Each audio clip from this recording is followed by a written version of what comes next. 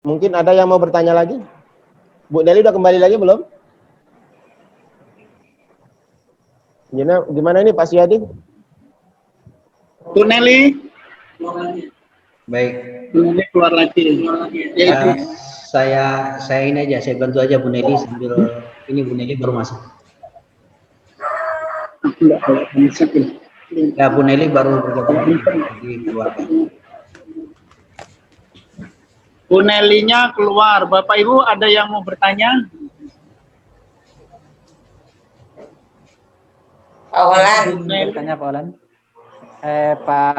Pak Siyadi bertanya. Halo Bapak Ibu yang mau bertanya? Halo, Assalamualaikum Pak Siyadi. Ya, dengan Pak siapa ini? Pak Sukmaidi. Pak Sukmaidi, ya silakan Pak Sukmaidi. Ya tanginnya. Suruh. Tata ini aja ta. Ayah menteri bayar.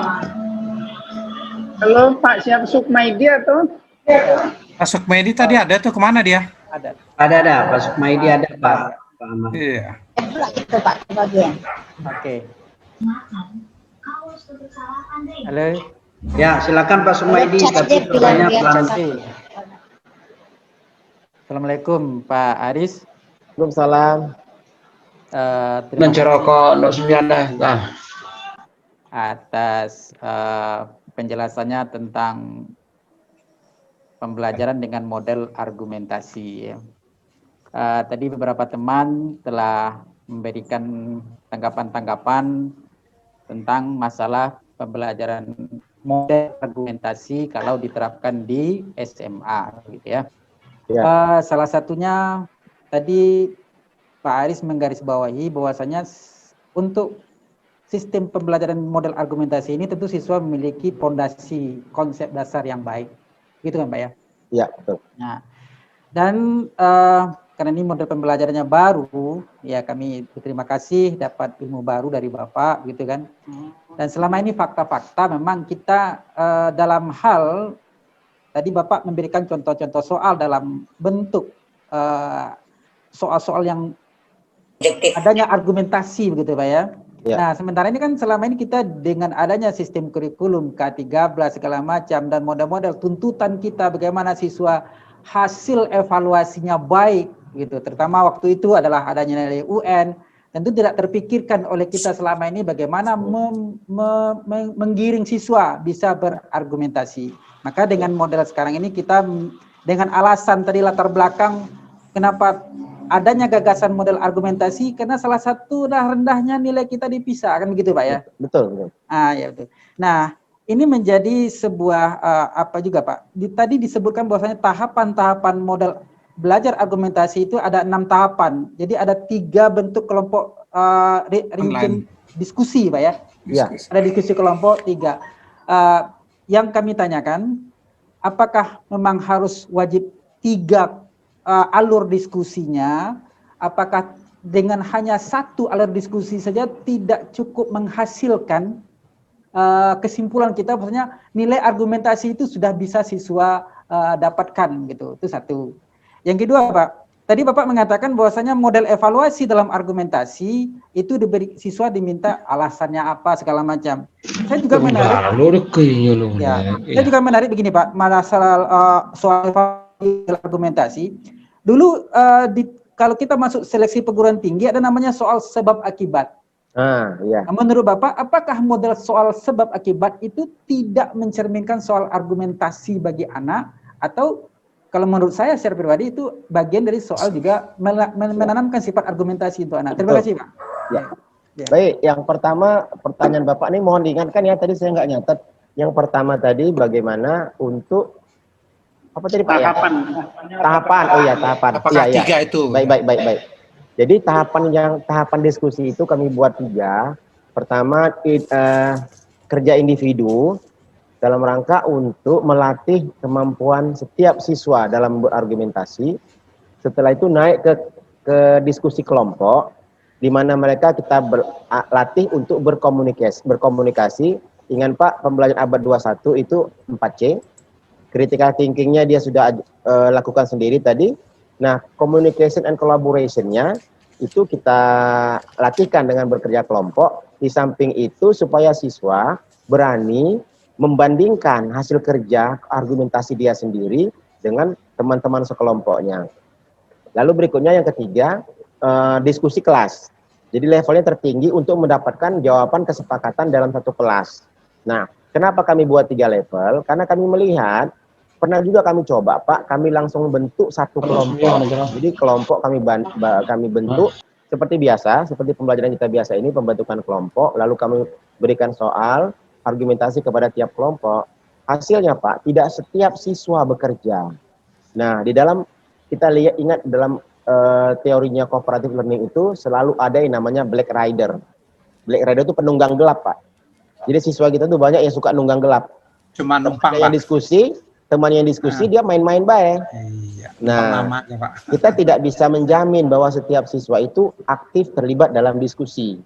Jadi oleh karena itu kami usulkan dan kami sudah coba, yang paling efektif adalah jika anak-anak itu, siswa kita berikan 3 level diskusi.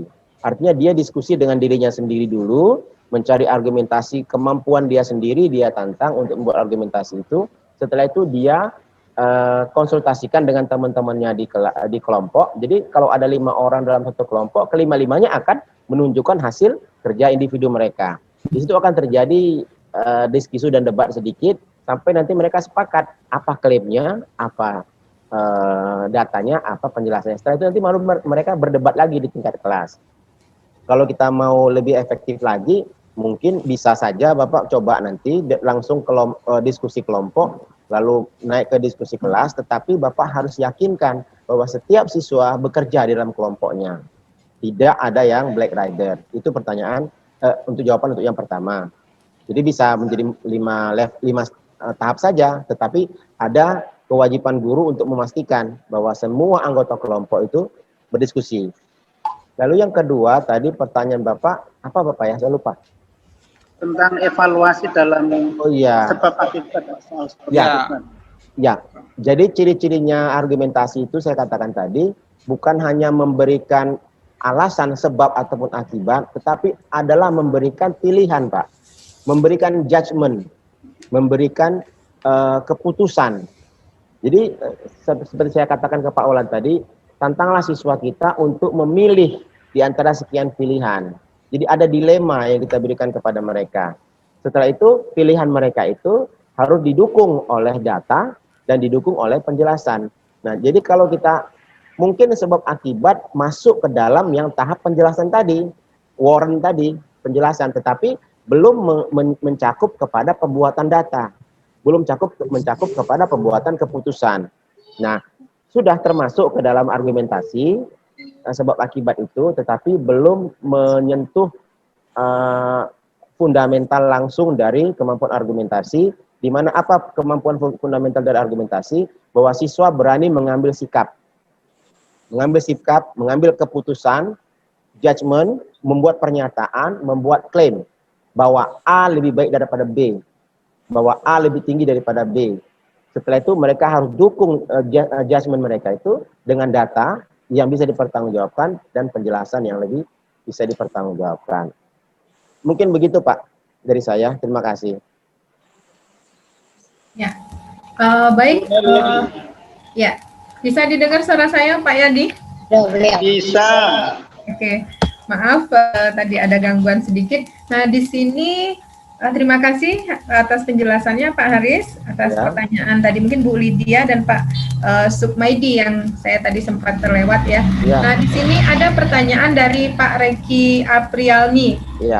Indikator keberhasilan dari argumentatif itu apa Pak? Misalnya perubahan siswa pada suatu masalah berbeda, apakah begitu? Nah, mohon penjelasannya Pak Haris. Ya. Jadi kalau kita merudut lagi, apa fungsi dari kemampuan argumentasi adalah kemampuan siswa di dalam membuat keputusan. Di dalam membuat keputusan, di dalam mendukung jawabannya, keputusannya dengan data dan alasan. Jadi 3-in-1, satu paket soal ini, kalau dikuasai siswa, maka siswa sudah menjadi orang yang berpikir kritis dan tidak mudah, maaf cakap ya, sekarang ini kan orang mudah terombang-ambing oleh hoax, berita. Jadi kalau kita bawa ke dunia sosial kita, banyak orang termakan hoax. Kenapa? Karena tidak memiliki kemampuan argumentasi di dalam dirinya, tidak memiliki kemampuan critical thinking. Begitu ditunjukkan foto Monas jatuh terbakar, percaya. Padahal harusnya kan tidak seperti itu, ya Pak Olan ya. Iya benar Pak. Nah itu kan klaim itu klaim itu. Apakah itu betul? Ya tolong aja cek aja tuh, telepon teman di Jakarta, betul nggak? Iya. Monas jatuh. Ah, itu cara mencari data. Ternyata datanya tidak benar.